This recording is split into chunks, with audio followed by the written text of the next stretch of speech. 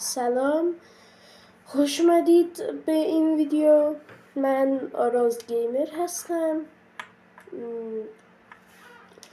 من تازه کارم تو یوتیوب و این 4-5مین ویدیوی من هست تو یوتیوب و من تو اینستا 100 تا دنبال کننده دارم و در یوتیوب که حالا تلاشم میکنم. خب دوستان، این مورد در توضیح بعضی از چیزا هستش، مثلا تو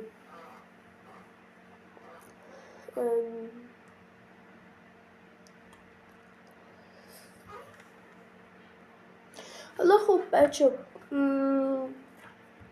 چون که مدرسه ها خیلی نزدیکه که باز بشن، فکر کنم 2 هفته مونده یا 1 ماه. 2 هفته مونده، آره بچه، 2 هفته مونده که مدرسه ها باز بشن. حالا فردا هم تولد منه و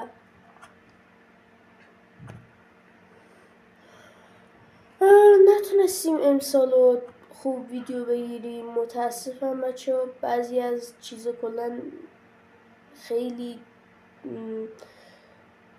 لازم بود که بعضی از چیزا رو توی ویدیوها لازم بود، چون من دیگه خیلی کار زیادی داشتم و ببخشید که نتونستم امسالو درست ویدیو بگیرم، ولی من قول میدم که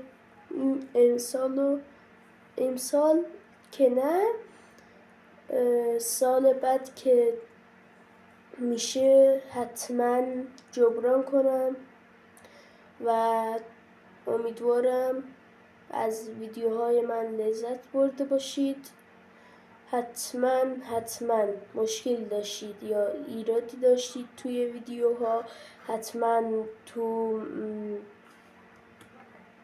اینستا یا تلگرام یا واتساپ به من بگید. آیدی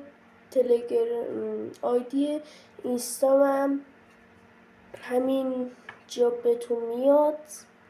حتما برید سر بزنید، منو دنبال کنید، حتما ویدیوهای من رو نگاه کنید، عکسایی که من میذارم رو نگاه کنید، دنبالم کنین و برسیم به 100 تا، که نه 110 تا برسیم، چون دمتون گرم.